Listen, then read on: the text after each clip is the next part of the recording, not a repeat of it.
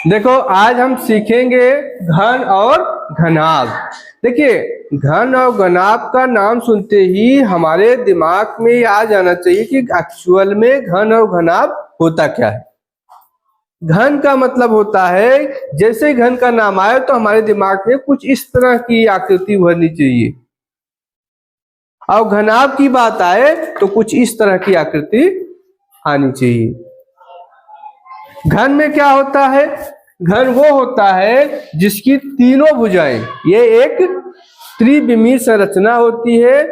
घन की तीनों भुजाएं बराबर होती हैं, जबकि घनाभ की तीनों भुजाएं बराबर नहीं होती। हाँ, घनाभ की दो भुजा बराबर हो सकती है, लेकिन घन की तीनों भुजाएं बराबर होती हैं।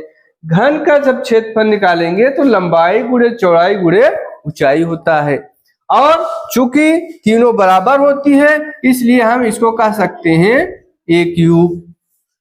जब हम घनाभ की बात होती है तो इसकी लंबाई चौड़ाई और ऊंचाई अलग अलग होती है, इसलिए इसका क्षेत्रफल निकालेंगे तो ए गुणे बी गुणे सी, जो कि ए बी सी क्या है?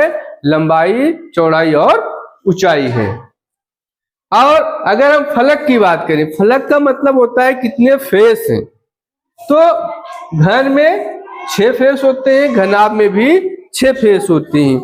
जैसे ये हमारे पास एक आकृति है, देखिए ये अगर हम इसको, यहाँ क्यूब लिखा हुआ है, अगर हम इसको मोड़े फोल्ड करें तो हमें एक क्या मिल जाता है? घन मिल जाता है, क्यूब मिल जाता है। अब देखिए इसकी 3 भुजा है, 1 2, ये लंबाई और ये चौड़ाई और ये ऊंचाई। इस तरह से घन की 3 भुजा होती है जिसकी, जो कि तीनों बराबर है, तीनों बराबर है। इस तरह की आकृति को हम क्या कहते हैं? घन। और ये क्या है? क्यूबॉइड घनाभ का स्ट्रक्चर है, जिसको अगर हम फोल्ड करेंगे तो हमें क्या मिलेगा? एक घनाभ मिलेगा। क्या मिलेगा? घनाभ। एक लंबाई चौड़ाई और ऊंचाई, 3 इसके फेसेस हैं। और लंबाई चौड़ाई क्यूबॉइड में क्या है? तीनों भुजाएं बराबर नहीं होती, लेकिन फेस कितना होता है? 6 फेस होते हैं। जो ये फलक है कि दोनों में कितने होते हैं? 6।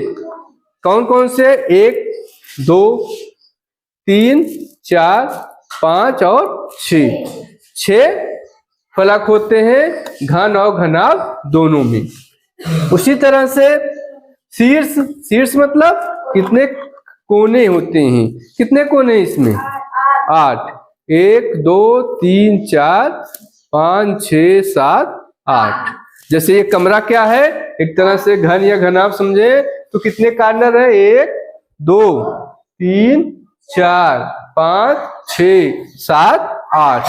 8 क्या हो जाते हैं? इसके शीर्ष हो जाते हैं। और कोर, कोर कितने हैं? 12। कोर कैसे हम पता लगाएंगे? ये जो शीर्ष को मिलाने वाली रेखा है, अगर हम इस फलक को देखें, ये एक फलक है, अगर हम कमरे को एक क्यूब मान लें तो ये क्या है? ये वाला फेस एक फलक है।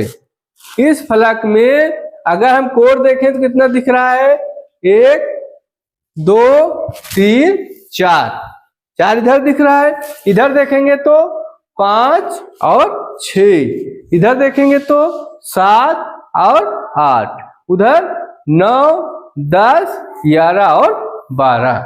ये कुल 12 कोर होते हैं। और जो वर्ग, जो हमारा घन बनता है, किससे बनता है? एक वर्ग से बनता है, जबकि घनाभ किससे बनता है? एक आयत से बनता है। घन की तीनों भुजाएं बराबर होती हैं, लेकिन घनाभ की कम से कम 2 भुजा असमान होती है। 2 समान भी हो सकती है। जैसे आपने ये देखा घनाभ का, देखा ना?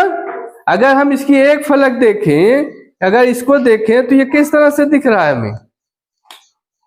ये एक हमें वर्ग की तरह दिख रहा है, लेकिन दूसरी इसको हम देखें तो ये कैसा दिख रहा है? आयत की तरह।